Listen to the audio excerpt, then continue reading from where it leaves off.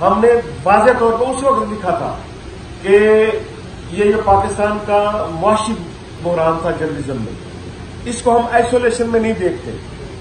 ہم یہ سمجھتے ہیں کہ جو پاکستان میں ان اناؤنس سینسرشپ ہے، یہ اس کی کنٹینیوٹی ہے. ایک اس کی تھوڑی سی میں وضاحت کر دوں. آپ نے کوئی سوال کیا تھا. ہم نے احتجاج ڈیکلریشن میں یہ لکھا کہ یہ جو موجودہ کرائسس ہے اس میں مالکان بھی شامل ہیں، ان کو کوئی اتنا بحران آ نہیں گیا 3-4 ماہ میں. اسٹیبلشمنٹ نے اس کو ڈیزائن کیا ہے، اس وقت کے چیف جسٹس ثاقب نثار کے ذریعے امپلیمنٹ کرایا، اور نیب چیئرمین جو ہے وہ اس کا حصہ بنا. ہم نے ریٹن جاری کیا اس کو. اس میں وائس آف امریکہ نے اس کو نشر کیا، BBC نے نشر کیا، اس کی پرائز بھی ہم نے یہاں پر پے کی.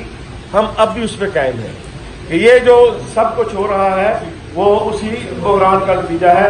تو عزیز دوستوں، ہم آج کے اس سیشن کو کلوز کرتے ہیں، اور میں بہت شکریہ ادا کرتا ہوں امن میر صاحب کا، جوید چوئی صاحب کا، اور میں اپنے سینئر سے درخواست کروں گا کہ اپنی پریس تیار کریں اور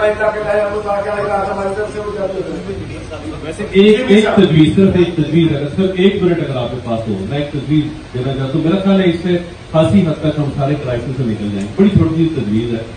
آپ ایک انسنسرڈ کے نام سے نا ایک YouTube چینل بنا دیں. پریس کلب، پہلا پریس کلب بنا ہے YouTube چینل، اور آپ کے کیونکہ اپنے نامہ نگار ہمارے سارے ہر جگہ پہ ہے پاکستان میں، اور ان سے یہ ریکویسٹ کی جائے کہ جو خبر کوئی چینل نہیں چلا رہا یا کسی اخبار میں نہیں چل رہی، وہ پریس کا چینل جو ہے وہ ہر وقت چلے گا، اور اس میں آپ ہم سب کو بنائیں. ہم سب آتے ہیں انسنسرڈ باتیں کرتے ہیں، اس میں کیا پرابلم ہے. یوٹیوب پر گوگلی ٹی وی دیکھنے کے لیے youtube.com کی سرچ بار میں گوگلی ٹی وی ٹائپ کریں. گوگلی ٹی وی کے پیج پر سرخ رنگ کے سبسکرپشن والے بٹن پر کلک کرنا نہ بھولیے.